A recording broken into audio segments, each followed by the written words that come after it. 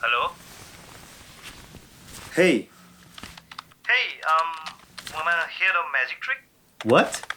Yeah, wanna hear a magic trick. And exactly how do I do that? Just keep listening. Okay, go on. So, think of a number between 1 and 10. Except 1 and 10. Yeah, I already got one.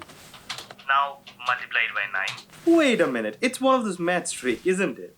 No, it's not. Trust me. Okay, go on. So, did you multiply it by 9? Yeah, done that already.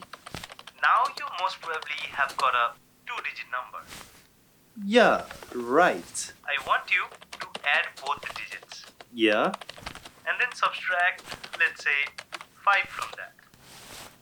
done. Now with the number that you have, just think of the alphabet that comes in that numerical position. For example, it's A if it's 1, it's B if it's 2, and so Yeah, I on. got it. Now think of a name of any country starting with that alphabet. You got one? Yeah, I got one. So now I'm going to read your mind through this call and tell you exactly the country you're thinking of right now. Yeah, good luck with that. So the country you're thinking of right now